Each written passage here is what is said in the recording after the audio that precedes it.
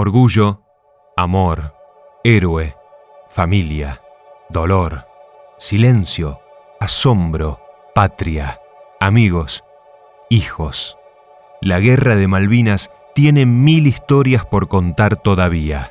Ahora compartimos las voces de hijos e hijas de la familia de los veteranos.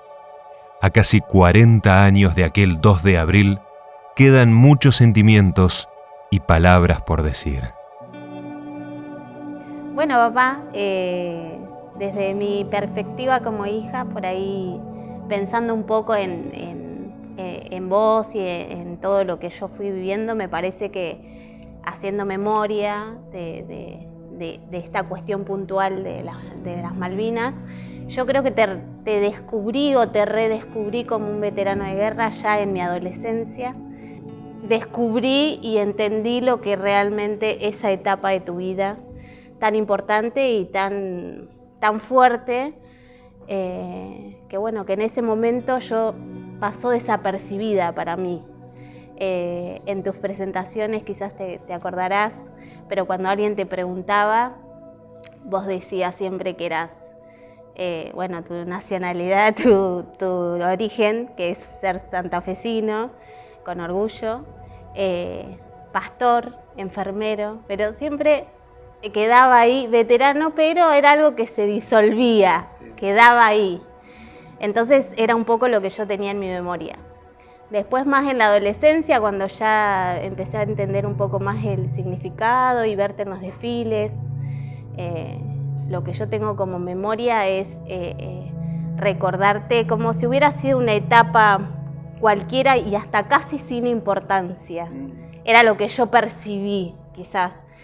Cuando fui creciendo, quizás me di cuenta de que no era una etapa que había pasado sin pasar desapercibida, sino que había sido una etapa muy dolorosa, quizás, y un tanto difícil de hablar. Bueno, 2 de abril, charla de la escuela, acto como siempre. Estábamos todo el grupo ahí en la biblioteca. Entonces la maestra tiene una maestra bastante dura. ¿Cómo puede ser que no sepas qué es lo que pasa hoy? Preguntó como a todos, ¿qué es lo que pasa hoy? ¿Por qué? ¿Cómo puede ser? Y yo quedé como en shock, porque de verdad que me estaba enterando en ese momento de lo que estaba pasando. Entonces cuando voy a mi casa, cuento la situación. Y bueno, después ellos fueron a hablar con la maestra para contarles de que de verdad yo no sabía nada. Y fue ahí como de a poco me fui enterando, ¿no?, de todo. También entiendo que es difícil por ahí para él o para todos transmitirles ciertas cosas a los chicos, o sea, por dónde se empieza, desde qué lugar, para no crear preocupación. Creo que, no sé, hoy yo, mamá, me encuentro con diferentes situaciones en las que quiero transmitirle cosas a mis hijos y desde un lugar sano a veces es difícil. Entonces, bueno, supongo que eso es lo que va a haber pasado.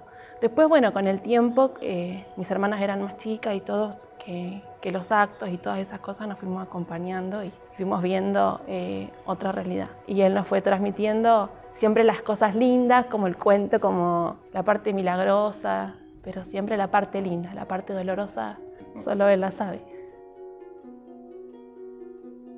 Creo que hoy nos pasó algo muy lindo, que a Nachito le preguntaron por vos en la escuela y me hizo recordar mucho la primera vez que me preguntaron, que me di cuenta, que me enteré quién era mi papá, además de ser mi papá de todos los días. Y pensé en Juanjo y pensé también en su primera vez en que te vimos de esa manera. Y nada, y fue algo lindo porque si bien Nacho es algo que está descubriendo de su abuelo y de toda su historia, pensé mucho en todo lo que transitamos este tiempo y particularmente en mí como la causa Malvinas y como ser hija de un veterano me va atravesando en la vida y es un camino de mucho orgullo compartirlo con vos, vivir estas experiencias que son difíciles, creo que esto es lo más difícil, pero bueno, gracias. Estuve pensando mucho en este momento y qué decir, se me ocurrieron un millón de cosas y yo creo que lo que simplifica y creo que es el mensaje de Juanjo y mío, gracias. Si uno piensa, no sé, en el Día del Padre, cualquiera puede decir que su papá hace los mejores asados, que su papá es un muy buen pintor, que su papá es un genio porque arregla autos, o que su papá es un... Y vos sos todo eso y además sos mucho más, sos como nuestro superhéroe de todos los días. Por lo que hiciste en su momento y por lo que eso te llevó a hacer en la vida, y es el legado que nos dejás, o sea, cada día marcando el camino y marcándonos cómo es la vida, a pesar de las cosas y a pesar de lo que pase, y creo que es el mejor ejemplo que nos podés dar. Todos coincidíamos en que tu silencio no tenía que ver quizás con algo que había pasado desapercibido, sino con algo que en realidad costaba hablarlo. Hoy todos entendemos que es una etapa fuerte y que costó asumirla, costó aceptarla, costó involucrarte, y lo vemos, bueno, cuando te vemos desfilar, cómo te emocionás. Lo hemos hablado con el tema de los viajes, ¿no? Con viajar a las islas, y yo me he percibido cuán fuerte y cuán duro todavía es poder hablar del tema, que a veces lo que uno ve no es lo que parece, ¿no? Que el otro no le da importancia, sino que hay cosas que duelen y que quedan como en el olvido, o uno intenta que eso pase, y que bueno, que sí o sí tuviste que afrontar bueno, cuando pudiste, digamos, que es la edad que tenés ahora.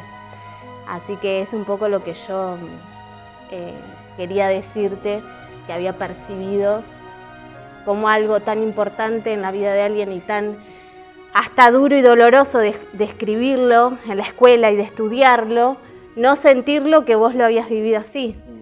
Pero bueno, con los años uno toma dimensión y dice, no puede ser que esto sea así, lo hemos hablado más profundamente, y esto de evadir el tema tiene que ver quizás con la aceptación o no aceptación de algunas cosas. Yo creo que cuando recién llegaron, que yo me imagino, estaba poniendo yo en mi lugar de 18 años, y lo que yo tenía en mi cabeza en ese momento, por ahí un montón de sueños, de proyectos que de repente son, no sé, arrancados de una manera bastante dura, y después volver, hay mucho por resolver en la mente, volver a poner como las piezas del rompecabezas, volver a acomodarlas. Yo creo que en el caso de él supo encontrar el refugio en el armar una familia por ahí y proyectarse ahí desde ese otro lugar y armar como su burbuja. Entonces creo que por eso también es una de las razones por las que no trajo el tema a la casa, porque es como su refugio, su lugar a donde no tenía que ser o pensar en eso que venía trayendo. Y bueno, poder acompañarte y poder estar al lado tuyo y compartir un montón de momentos, la verdad que es muy lindo disfrutarte todos los días. A pesar de que estás medio viejo y renegás un poco, es lindo, y el camino que nos enseñás es muy importante. El mensaje creo que es gracias, y es por la familia que formamos y por todas las cosas que nos enseñás todos los días. Con los errores y con lo cotidiano, por ser vos y enseñarnos todo el tiempo. Y en mi caso siento que el tema de Malvinas es un legado, y trabajo hace unos años todos los días para que el 2 de abril no sea solamente el 2 de abril Malvinas, sino que Malvinas sea todo el año, y en ese caso es por vos, es por tus compañeros, es por los que no están, es por los que se quedaron. Es algo que me parece que somos las generaciones que vienen atrás, y que esto que nosotros sentimos, que tal vez nos cuesta expresar o se nos hace un nudo de emoción, malvinizando y contando y haciendo que ustedes sientan que nosotros estamos al lado, es la manera de que la historia continúe.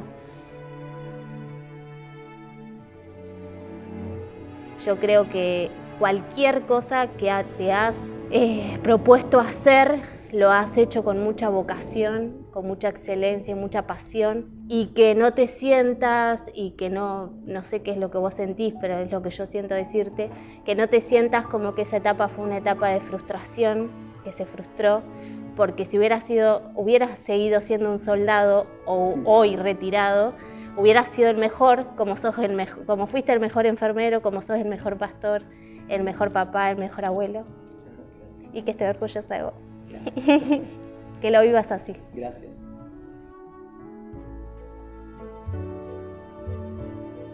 Y yo sueño con que en algún momento logremos aportar ese granito de arena que falta, y que las generaciones de mis nietos quizás puedan tener un poquito más de sensación o sentimiento de pertenencia, de valorar nuestra bandera, nuestras insignias patrias, que no se pierdan las marchas y los himnos que tenemos, que las costumbres y la cultura que tenemos, ¿no?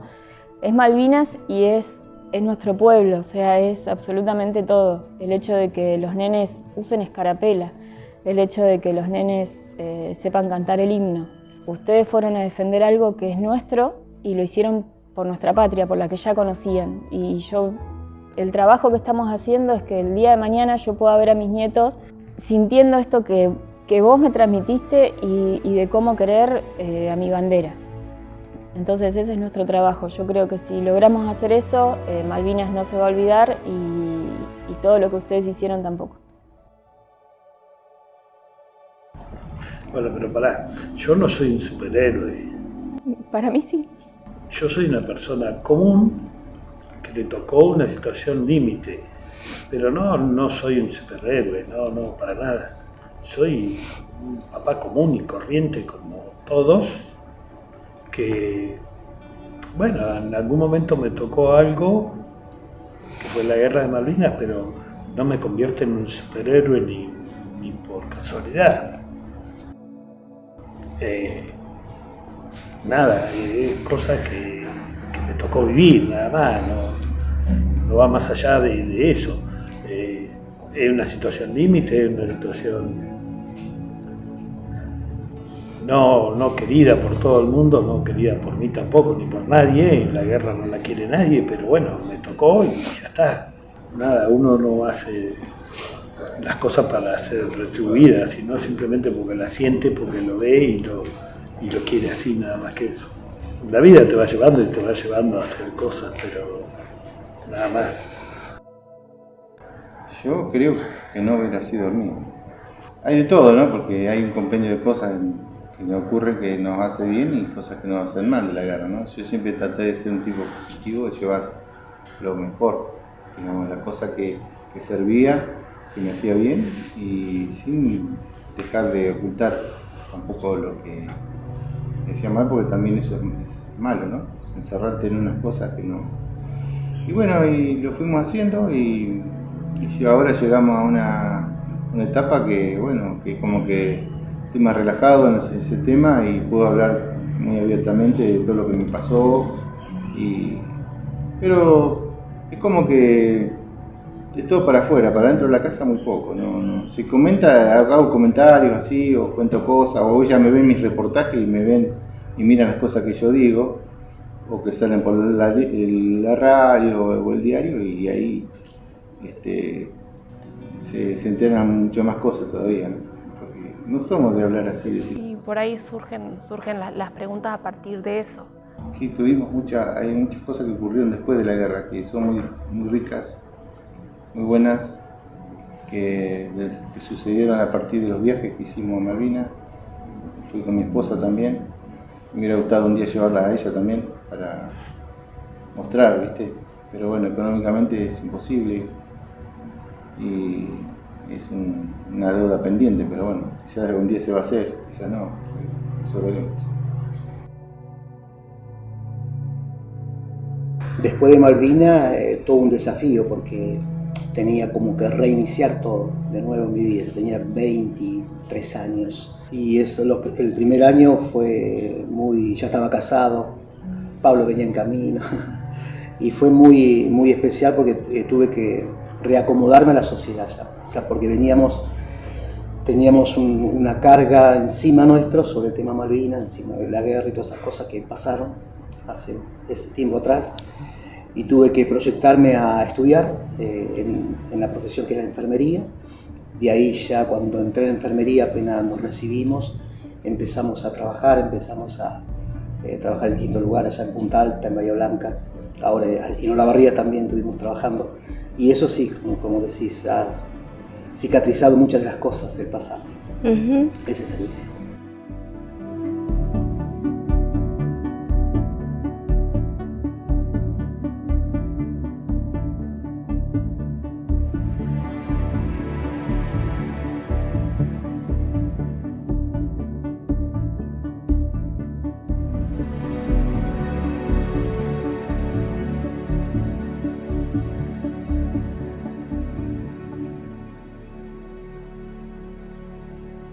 Bueno, mi nombre es María Graciela Trinchín, actualmente soy enfermera y hace 40 años atrás yo ingresé en la Marina para estudiar enfermería.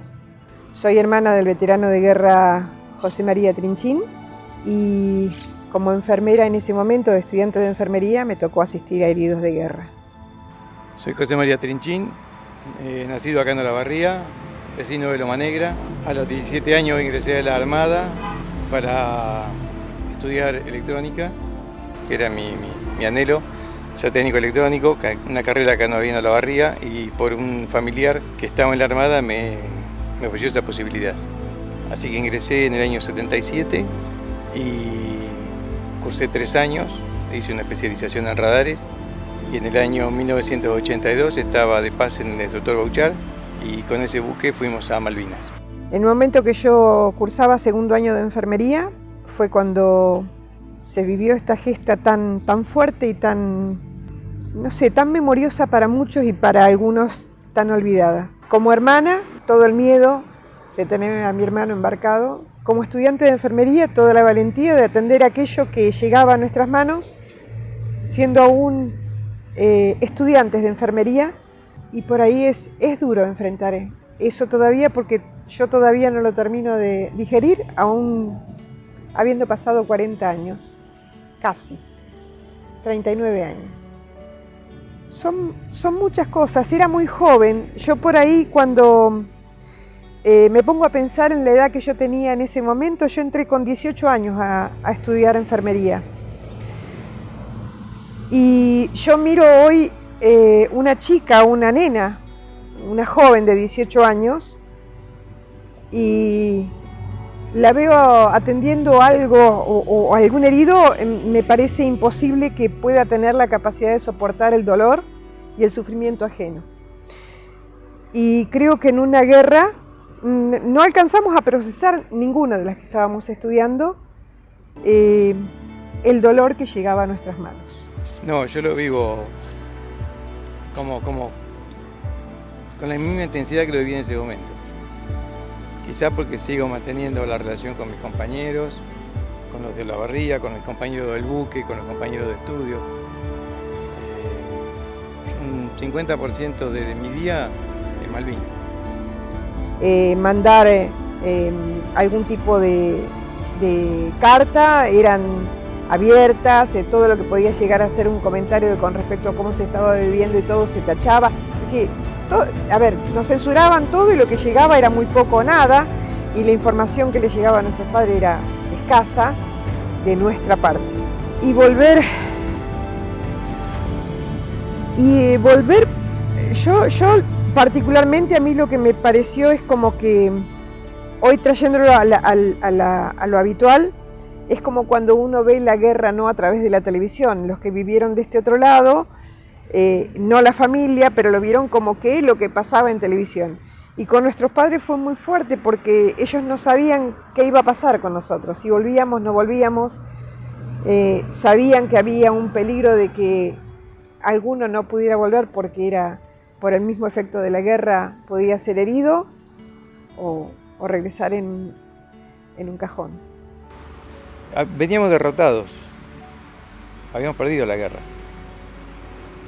Una de las razones por las que yo dejo la Armada es esa, porque yo cuando el buque en el que fui a Malvinas lo radian, o sea, lo sacan de servicio, me mandan a un buque nuevo, y ese buque nuevo, el 90% de la tripulación no había vivido la guerra de Malvinas, había vivido el Mundial de España. Esa tripulación estaba viviendo en Holanda o en Alemania haciendo los cursos para aprender a manejar ese buque nuevo. Entonces ellos, Malvinas, como dice ella, la vieron por televisión, por las revistas, por los diarios. No tenían un contacto directo con la gente que estaba acá, más allá de las familias propias. Entonces ellos vivieron mucho más fuerte el Mundial de España que la guerra de Malvinas. Cuando yo voy al buque, yo voy de perdedor. Y como se dice hoy día, la gastada era permanente, ¿no? De mis propios compañeros y superiores, era una cosa que pasaba. A mí en el 83, cuando sobrevino la democracia, yo había estudiado enfermería en plena época del proceso.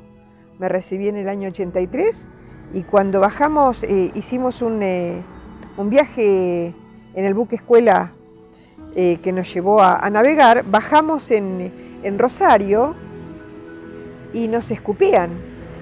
Y yo era enfermera y te veían como un perdedor, porque habías estado en un lugar donde habías perdido el partido de fútbol. Creo que lo vivimos con llanto porque volver para atrás, en ese momento saber que el que volvía de la guerra era él y que yo estaba en tierra, más allá de estar con los heridos, cualquiera de los heridos hubiera podido ser mi hermano. Él antes del hundimiento del Belgrano había estado destinado al Belgrano y el compañero con el que hacen el cambio de lugar no regresa. Era un compañero con el que había cursado, un compañero mendocino, que lo conocíamos los dos, y a José, más allá de lo que había vivido dentro de la misma guerra, lo afectó mucho la ausencia de ese compañero que se hundió en el Belgrano. Entonces tuvo muchas cosas, muchos dolores, más allá de la guerra, personales con respecto a la guerra, y le costó sobreponerse durante mucho tiempo. Mira, yo tengo dos cosas que le repito a los chicos. Una es, la guerra no sirve para nada, más que para los grandes negociados de otra gente. Y defender a la patria es cuidar el ámbito donde uno vive, ¿no? Porque, viste, una de las cosas es, defendieron a la patria. ¿Y qué es la patria?